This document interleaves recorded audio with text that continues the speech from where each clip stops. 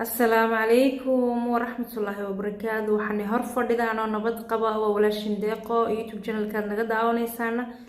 waa YouTube channel-keeni tubta toosan asxaabta inta hore nolol soo joogtay waxaan leenahay aad iyo aad baad u mahadsantihiin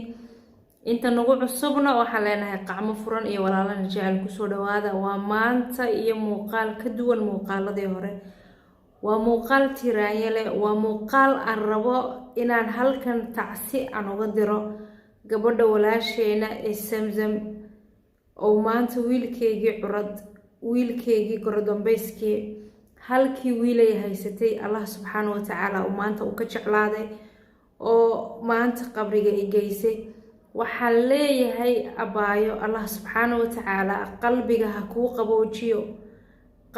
kuu qaboojiyo يعني geeridu waxa la dhahaa waxay ku wanaagsan tahay maxaa la dhahaa geel jiri iyo nin aan garaneyn markaas gabadhaas maanta geeri ayaa u taala geeriduna kala xanuun badan wiilkeygii quruxda badnaa ay maanta halka la soo fadhiisanaysay ee wehelka uu ahaa ee garabka uu ahaa ayaa maanta gabadhaas ka baxay waxaan leenahay Allah subxaanahu wa ta'ala ayaa wiilkaas ka jeclaaday qof walbana saacadiisu marayaa kulli saaca la joogo waxaan leeyahay adiga maanta taada ma ogid anaga hadlayna maanta teena ma ogin marka waxaan leenahay saqiirka Allah subxaanahu wa ta'ala ha kaaga dhigo saqiir maalinta yawmal qiyaamaha ee la baahan yahay inuu ku shafaacad qaado Allah subxaanahu wa ta'ala isaga ayaana mawluudka jadiidka amba ilmaha jadiidka adduunka keena markuu u baahnaadana amaano leynoo dhiibtay weejaan Allah subxaanahu wa ta'ala markuu u baahnaadana isaga qaadanaya marka waxa leeyahay maanta walaasheen Samsam uma baahno in la dhaho hebel baa ka gardarna uma baahno in loo garnaqo because garta maanta loo naqaay wax ay maanta Samsam u tareysay ma jirto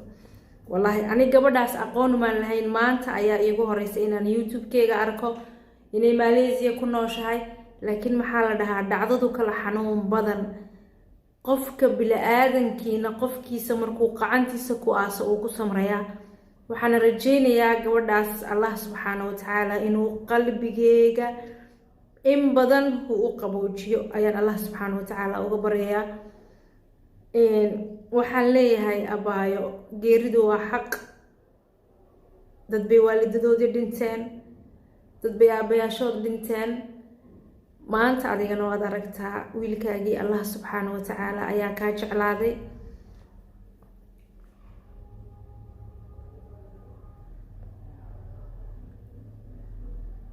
Allah subxaanahu wa ta'ala ayaa maanta saqiirkii aad dhashay ka jeclaaday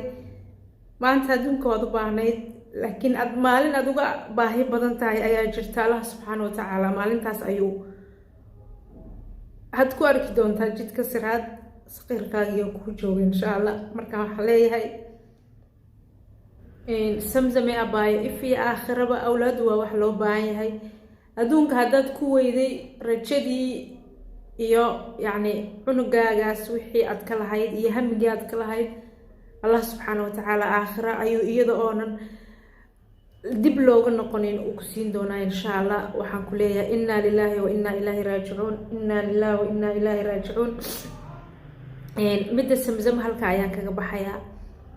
mar labaad iyo mar saddexaad baan ku celinayaa gabadhaas maanta inoogama baahno in loo garnaqo gabadhaas maanta inoogama baahno in la dhaho hebel baa ka qaldan iyo heblaayo ayaa ku iman weyday gabadhaas maanta waxay u baahan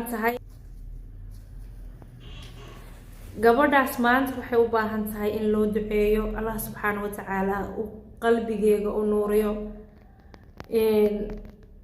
qof maanta garabkeyga ahaa oo ay wada seexanayeen ayaa maanta gabadha ka baxay waxaan leeyahay mar labaad iyo mar saddexaad faatixada loo maro ilaahay subxaanahu wa ta'ala adiga ayaa qaatay oo ka jeclaaday cunugeygaas ilaahu waxba kuga maahina gabadhaas qalbigeega ilaahu u qalbiga u deji baan leenahay naxariistaada adaana dadka wax siiya adaana qaatay oo maanta cunugeyga ka jeclaaday ilaahu idna qalbiga u qabooji midda ayaan anigu maanta u arkay midda saxda ah oo walaashina ay u baahan tahay waxaan rabaa in aan ka hadlo dadka isla dhex cararaaya tan iyo ilaa xalay gabadhaas lama wanaajin, gabadhaas lama kaneen, dadkii waxaa kugu sameeyey dib hawla hadlin yacni wax badan ku bogaadinaya. gabadhaas maanta uma baahno, wixii ka qaldanaa iyo wixii wax u qaban waayey way aragtay oo way soo aragtay. videogeyga oo aniga gabadhaas aan ka naxay dadkii fiirsaday 120,000 iyo 150,000 oo dad hore usoo fiirsadeen. gabadhii maalintaas markay gabadhu maalintaa hospitaalka ku jirtay oo cunugu ka xanuunsanaa, oo sidan videoga hadda meesha aan saaray eed arkaysid, ay gabadha hospitaalka ku jirtay, ay cunuga hooyo u ahayd, ay cunuga aabbo u ahayd, ay markay cuntadu ka dhamaatay inta ay guriga tagto cunuga kaliya ay dhakhtarka kaga tagaysay, marka ayay gabadhaas u baahnayd in laga hadlo. gabadhaas markaas ayay u baahnayd in la hadlo, la dhaho war gabadha maanta Malaysia nila joogto wax u qabta, war cunuga ka sii reeba amba cuntada raashinka ay cunaysa ay guriga u aadayso inaad raashinka usoo karsho dhahaan bay ahayd. maanta alxamdulillaah cunugeyga Allah baa uga raaxeeyey. gabadhaas 10 bilood ayay dhakhtar ku jirtay. anoo inkastoon videoyadeeda daawaday 2 bilood ee ugu dambeysay, laakiin ka hor videoyada cunugana waa arkay dhakhtarka kula jirtay. gabadha aad 10 bilood u hadli weydeen ee maanta wiilkii uu ka shafeeca waalidiin Allah uga dhigay, uu ka saqiiray wiilkeegii, maanta hadal dhiga ma baahno. walaa waxayna uga baahneen qof maanta YouTube-kiisa halkaa intuu soo dhigo reer Malaysia qaldan iyo gabadh baa qaldan iyo iyada telefoonka dadka ka qaban weyday in maanta meesha maxkamad laga furo. gabadhaas uma baahno. gabadhaasi Soomaalida maanta garab istaagaysa videoyadeeda hore u soo daawadeen 5 bilood ka hor, 6 bilood ka hor, 2 bilood ka hor baa gabadha la daawanayay iyadoo dhakhtarka ku jirta. war maalintii ay taagnayd gabadha dhakhtarka ku jirtay ee iyo hoolba u baahnayd, maad maalinta intood soo hadashaan tiraadaan war gabadha cunugu ka xanuunsan yahay ee dhakhtarka kaligeed ilmaha ku haysa ee marna la seexanaysa marna la soo jeedaysay hooyadii aaba maanta nasiya aan lahayn. maalintii maxaad u dhihi weydeen reer Malaysia hebel ha ahaadee gabadha maanta wax u qabto, qofna habeenkii cunuga ha ka reebo, qof maalintii inta yar seexanaysa ilmaha ka ilaaliyo, qof cuntada ha u soo kariyo. wallaahi aniga videoga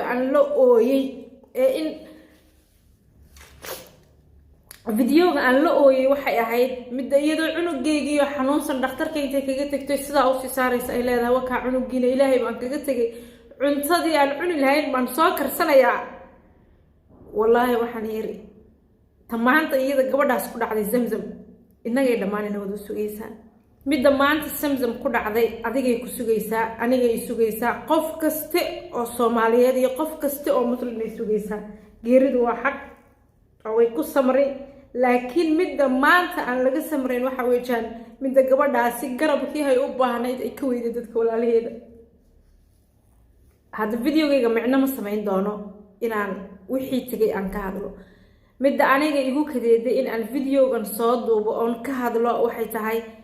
adiga maanta videogan daawanaya, share gareynaya, heblaaye iyo hebel dambiga saaraya,